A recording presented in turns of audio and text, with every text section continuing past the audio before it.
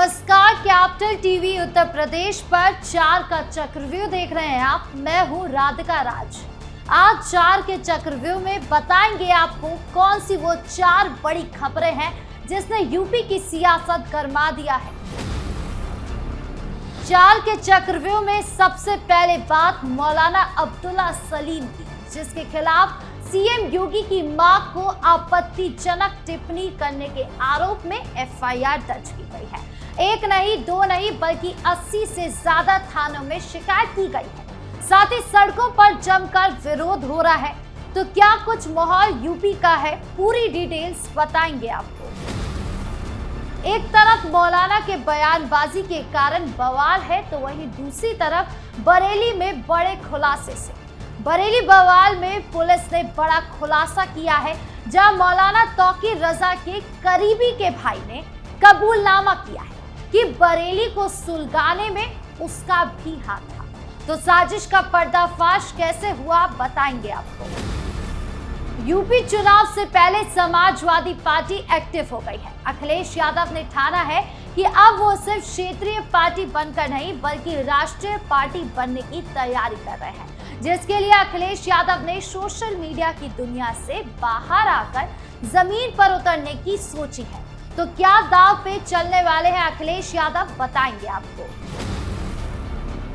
4 के चक्रव्यूह के आखिरी में बात बरेली की, जहां ड्रग तस्करी रैकेट का भांडाफोड़ हुआ है, जिसमें 5 करोड़ की स्मैक के साथ तस्कर गिरफ्तार हुए हैं। कैसे रची गई आरोपियों की ओर से साजिश, बताएंगे आपको। तो चलिए बिना किसी देरी के शुरू करते हैं 4 का चक्रव्यूह। 4 के चक्रव्यूह में सबसे पहले बात उस विवाद की जो सीएम योगी आदित्यनाथ की मां पर बिहार के मौलाना अब्दुल्ला सलीम की आपत्तिजनक टिप्पणी से भड़का है। रमजान के दौरान पटना में एक मजहबी जलसे में मौलाना ने अपनी तकरीर के दौरान सीएम योगी की मां का जिक्र कर बेहद अपमानजनक और भड़काऊ शब्दों का इस्तेमाल किया। उन्होंने गौ माता को लेकर हिंदू आस्था का मजाक उड़ाया और योगी की मां को घसीटते हुए विवादित बातें कही, जो कई बार दोहराई गई। ये वीडियो सोशल मीडिया पर वायरल होने के बाद यूपी में भारी आक्रोश फैल गया। हिंदू समाज ने इसे व्यक्तिगत अपमान के साथ साथ करोड़ों हिंदुओं की भावनाओं पर हमला माना। लखनऊ के हजरतगंज और अटल चौराहे पर युवाओं ने भारी विरोध प्रदर्शन किया। वाराणसी में हिंदू युवा वाहिनी ने तो और भी कड़ा कदम उठाया। संगठन के मंडल प्रभारी अम्बरीश सिंह भोला ने ऐलान किया कि मौलाना का सिर कलम करने वालों को 21 लाख रुपए का नकद इनाम दिया जाएगा। अगर जल्द एक्शन नहीं हुआ तो आंदोलन उग्र होगा, ऐसी चेतावनी दी गई। सुनिए क्या कुछ कह रहे हैं तेलंगाना के विधायक। बिहार का एक मुल्ला है अब्दुल सलीम, बिहार में बैठकर उसने एक भाषण दिया योगी आदित्यनाथ जी की मां पर। उसका टारगेट शायद कुछ और था, लेकिन डायरेक्ट योगी आदित्यनाथ जी की मां पर उसने बहुत ही गलत शब्दों का उपयोग किया। कहता है कि 250 ग्राम मांस खाएंगे। तो मैं उस सुअर के बच्चे को कहना चाहूंगा, बेटा गलत व्यक्ति पर तूने कमेंट किया है, बहुत गलत किया। यानी अब तुझे इतना ठोकेंगे कि तेरी 7 पुश्तें भी तुझे याद करेगी। याद रखना बेटा, योगी आदित्यनाथ जी के काल में नो जेल नो बेल, सीधा तेरे अल्लाह से मेल करवा देते हैं, सीधा। सीएम योगी की मां को गाली देने के बाद अब ये आग न केवल उत्तर प्रदेश में बल्कि तमाम राज्यों में सुलग रही है, जिसके बाद कोतवाली नगर थाने में मौलाना अब्दुल्ला सलीम के खिलाफ एफआईआर दर्ज कर ली गई है। ये केस धार्मिक भावनाओं को ठेस पहुंचाने और उकसावे से जुड़े धाराओं के तहत है। पुलिस जांच कर रही है, लेकिन प्रदर्शन और पोस्टरों से माहौल गर्म है। हिंदू संगठन एकजुट दिख रहे हैं और ये विवाद यूपी की सियासत में नए सिरे से गरमाया हुआ है। क्या ये सिर्फ एक बयान था या जानबूझकर उकसाया गया था? क्या मौलाना पर सख्त कार्रवाई होगी? ये तो समय बताएगा, लेकिन फिलहाल धार्मिक सद्भाव पर सवाल उठ रहे हैं। बढ़ते दूसरी खबर की ओर, जो बरेली बवाल से जुड़ी है, जहां पुलिस का बड़ा खुलासा हुआ। याद कीजिए 26 सितंबर 2025 को बरेली में भड़की हिंसा को, जहां दंगाइयों ने पुलिस पर फायरिंग की, सर तन से जुदा के नारे लगाए और सांप्रदायिक तनाव चरम पर पहुंच गया। अब पुलिस ने इस मामले में मुख्य साजिशकर्ताओं के कनेक्शन का पर्दाफाश किया है। हथियार सप्लाई करने वाले अंतर्राष्ट्रीय गिरोह के सरगना और हिस्ट्री शीटर इशरत अली ने कोर्ट में सरेंडर कर दिया। इशरत अली मुख्य आरोपी मौलाना तौकीर रजा के बेहद करीबी फरहत अली का सगा भाई है। फरहत अली ने बवाल के बाद मौलाना तौकीर को अपने घर फाइट इंक्लेव में शरण दी थी और जेल भी साथ गया था। पुलिस जांच में सामने आया है कि बवाल के दौरान दंगाइयों को अवैध हथियारों की सप्लाई इशरत अली ने की थी। डिलीवरी झुमका चौराहे के पास हुई। गिरफ्तार तस्लीम और सोमू खान उर्फ और शाफ ने कबूल किया कि उसका असली सरगना इशरत है। इशरत के खिलाफ गैंगस्टर एक्ट, कौकशी समेत 9 गंभीर मुकदमे हैं।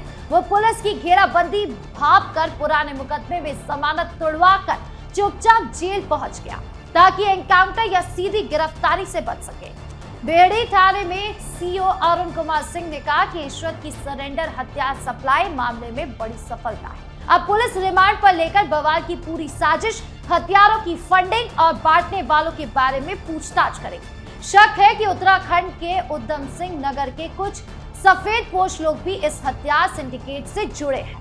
ये खुलासा बताता है कि बरेली बवाल कोई आकस्मिक घटना नहीं थी, बल्कि सुनियोजित साजिश थी जो मौलाना तौकीर रजा के नेटवर्क से जुड़ी लगती है। पुलिस की मुहिम जारी है और इससे सांप्रदायिक तनाव बढ़ने की आशंका पर लगाम लगाने की कोशिश हो रही है।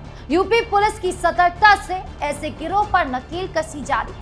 क्या पूरा नेटवर्क बेनकाब होगा, देखना होगा, लेकिन ये बड़ा खुलासा कानून व्यवस्था के लिए सकारात्मक कदम।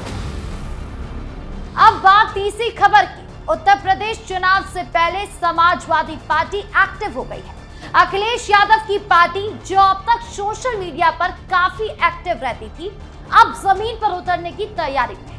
खासकर 2026 के असम विधानसभा चुनाव में शपथ दावेदारी कर सकती है। अखिलेश यादव की रणनीति क्या है? क्या वो असम में बीजेपी को टक्कर दे पाएंगे या ये सिर्फ कागजी प्लान है? पार्टी सूत्रों के मुताबिक सपा अब सोशल मीडिया की सक्रियता से आगे बढ़कर बूथ लेवल पर काम करने की योजना बना रही है। असम में मुस्लिम वोट बैंक और अन्य समुदाय को साधने की कोशिश होगी, लेकिन सवाल यह है कि जहां यूपी में सपा की हालत खस्ता है, वहां असम जैसे राज्य में क्या कुछ कर पाएंगे? अखिलेश की रणनीति पर कई सवाल उठ रहे हैं। क्या ये सिर्फ बीजेपी को घेरने का तरीका है या असल में चुनाव लड़ने की तैयारी है? विपक्षी दलों के बीच गठबंधन की बातें भी चल रही है, लेकिन सपा अकेले कितना असर डाल पाएगी? यूपी में पहले ही पार्टी को झटके लगे हैं, अब असम में दांव खेलना जोखिम भरा लगता है। हिंदुस्तान में सपा की छवि पर सवाल है और अखिलेश की जमीन पर उतरकर कुछ ठोस दिखाना होगा। क्या यह एक्टिविटी असम में सफल होगी या सिर्फ कागजों तक सीमित रहेगी, ये तो समय बताएगा। लेकिन फिलहाल ये खबर यूपी की सियासत में नई बहस छेड़ रही है। अब चाल के चक्रव्यूह के आखिरी हिस्से में बात करते हैं बरेली की उस बड़ी पुलिस सफलता की जिसने ड्रग तस्करी के एक बड़े रैकेट का करारा प्रहार किया है।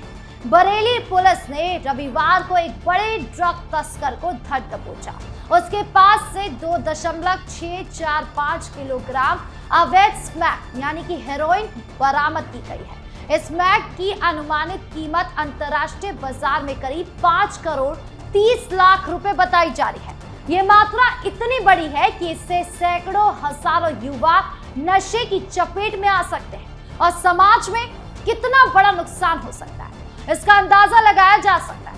सिटी एसपी मानुष पारिक ने इस सफलता की जानकारी देते हुए बताया कि मुखबिर की विश्वसनीयता सूचना मिली थी कि एक संदिग्ध व्यक्ति बड़ी मात्रा में स्मैक लेकर बरेली के आसपास घूम रहा है और इसे सप्लाई करने की तैयारी में है। इस सूचना पर सुभाष नगर थाना पुलिस की टीम ने तुरंत एक्शन लिया। जैसे ही शोभित गुप्ता वहां पहुंचा, पुलिस ने उसे घेर लिया। तलाशी के दौरान उसके पास से 2.645 किलोग्राम स्मैक बरामद हुई, जो पैकेट में अच्छी तरह छिपाई गई थी। आरोपी को मौके पर ही गिरफ्तार कर लिया गया और स्मैक जब्त कर ली गई। पूछताछ में शोभित ने कई चौंकाने वाले खुलासे किए।